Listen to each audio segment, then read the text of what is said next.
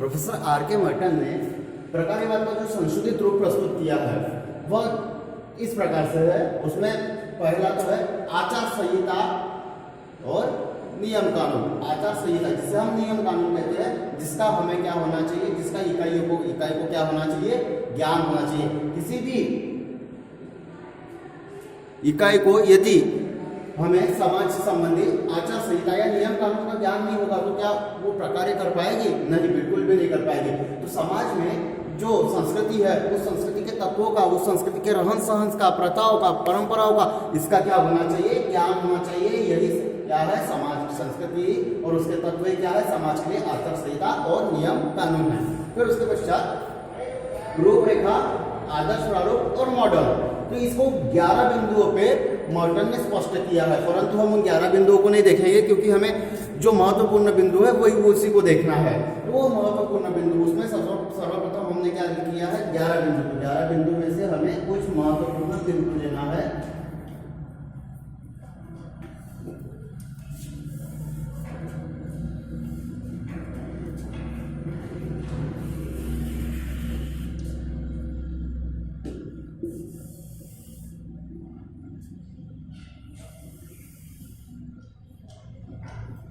तो 11 बिंदु में से कुछ महत्वपूर्ण बिंदु इस प्रकार।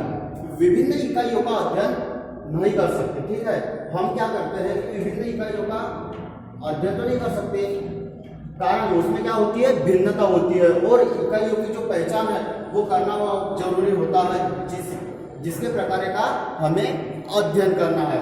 हम कई इकाइयां हैं उनका क्या कर सकते हैं भाई, उनका हम अध्ययन नहीं कर सकते।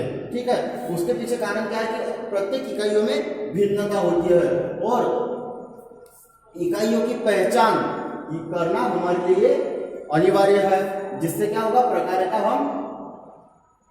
जिसके हमें प्रकार का अध्ययन करना है, हमें जिस इकाई के प्रकार का अध्ययन करना है उस इकाई की हमें पहचान करना अनिवार्य है। यदि हम किसी इकाई की पहचान नहीं कर पाए तो हम उसके प्रकार का अध्ययन नहीं कर सकते।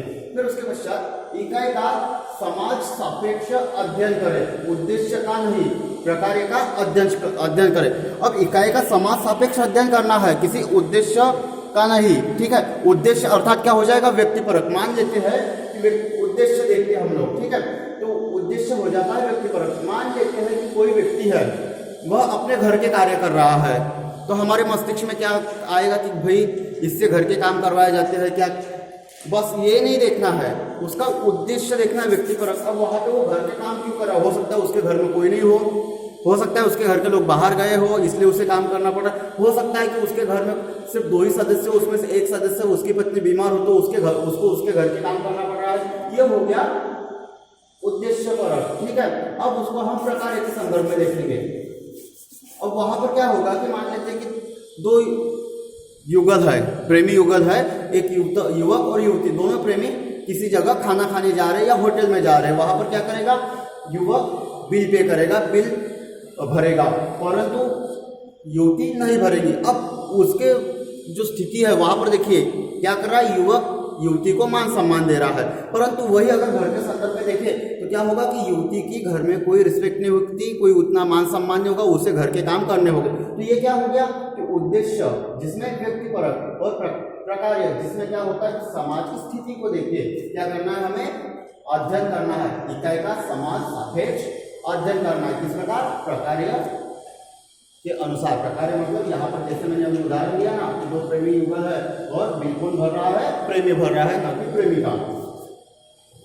फिर उसके पश्चात किसी इकाई का अध्ययन प्रकार्य, अकार्य, दुष्प्रकार्य तीनों अवधारणा के आधार पर करना है। अब प्रकार्य, अकार्य, दुष्प्रकार्य इन तीनों अवधारणाओं के आधार पर हमें क्या करना है, इकाई का अध्ययन करना है। अब एक बात मन में आ रही होगी, प्रकार्य क्या है, अकार्य क्या है, दुष्कार्य क्या है। तो प्रकार्य मान लेते हैं कि कोई व्यक्ति है कठोर परिश्रम कर रहा है और पूंजी संचित करके अपने घर परिवार का भरण पोषण कर रहा है, तो ये क्या हो गया, उसके लिए प्रकार्य हो गया।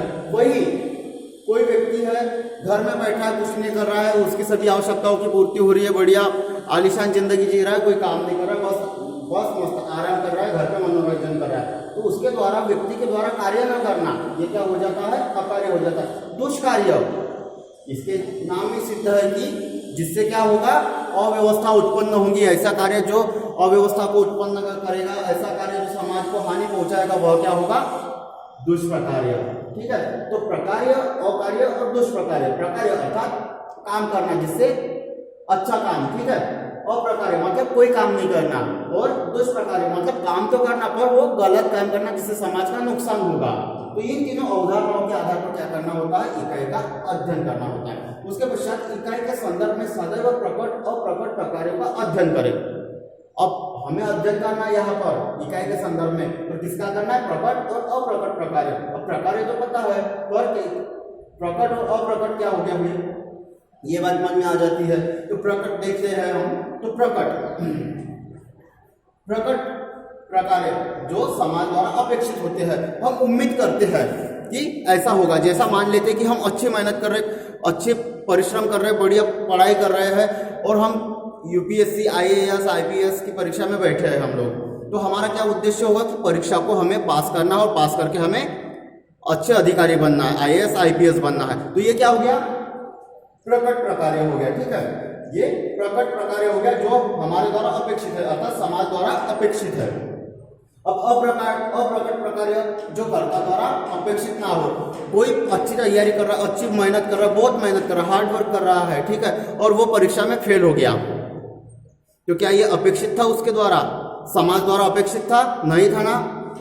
तो ये क्या होता है? होना तो पास होगा ये भी हमें पता था, या फिर फेल होगा ये भी हमें पता था, पर व्यक्ति द्वारा अपेक्षा क्या की गई थी कि व्यक्ति द्वारा और समाज द्वारा कि वो पास होगा तो अच्छे पद पे जाएगा। तो जो हो गया तो वो क्या हो गया? पास होकर अच्छे पद पर चला गया। तो ये प्रकट प्रकार्य हो गया। और अप्रकट प्रकार्य जिसकी हम अपेक्षा नहीं करते, जिसकी अपेक्षा कर्ता द्वारा बिल्कुल भी नहीं की जाती।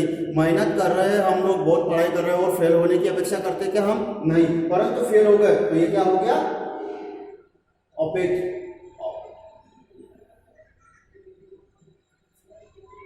वह अनपेक्षित हो गया। ठीक है, अनपेक्षित, हाँ, अब जो हमारे द्वारा अपेक्षित नहीं था, अनपेक्षित था, जो हमारे द्वारा उम्मीद नहीं की गई थी, वह प्रकार्य क्या होगा? अप्रकट प्रकार्य। जैसे किसी का बहुत मेहनत करने के बाद भी परीक्षा में क्या हो जाना? फेल हो जाना। अब उसके पश्चात इकाइयों के अध्ययन के लिए प्रकार्यात्मक विकल्पता को ध्यान में रखना होगा। यदि हम प्रकार्यात्मक विकल्पता को ध्यान में नहीं रखेंगे तो काम नहीं चलेगा। हमें क्या करना होगा? प्रकार्यात्मक विकल्पता मतलब अच्छी बातों को, सकारात्मक बातों को क्या करना होगा? ध्यान में रखना होगा। उस इकाई के सकारात्मक बातों को, अर्थात सकारात्मक क्या कहते हैं उसको? रिजल्ट को, सकारात्मक परिणामों को। अब हम, ये तो था श्री आर के मर्टन का प्रकारवाद का रूप जो उन्होंने संशोधित किया। फिर उसके पश्चात अब हम उस सिद्धांत की आलोचना देखते हैं। आर के मर्टन का प्रकारात्मक जो सिद्धांत देखा, अब हम उस सिद्धांत की आलोचना देखते हैं। तो हर सिद्धांत की समाजशास्त्र या किसी भी विज्ञान में आलोचना होती है। तो इस सिद्धांत की आलोचना की गई है प्रोफेसर कोहेन द्वारा। ठीक है, तो प्रोफेसर कोहेन इन्होंने 3 आधारों पर इस सिद्धांत की, आर के मर्टन के प्रकारात्मक सिद्धांत या प्रकारवाद के सिद्धांत की, फंक्शनलिज्म के सिद्धांत की आलोचना की है। तो वह है तार्किक आधार, मौलिक आधार और वैचारिक आधार।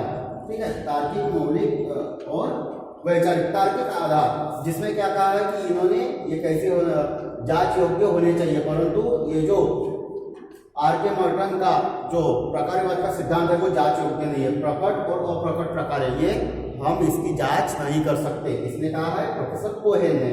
उसके पश्चात मौलिक आधार पर प्रोफेसर कोहेन ने जो आलोचना की है वह की है कि आदर्श तत्वों पर जोर दिया है, संघर्ष पर नहीं। ठीक है, तो प्रोफेसर कोहेन कहते हैं कि आर के मर्टन ने सिर्फ आदर्श प्रकारों के आदर्श तत्वों पर जोर दिया, संघर्ष पर नहीं। हो सकता है भाई कि बुरा भी हो, समाज में अव्यवस्था भी हो,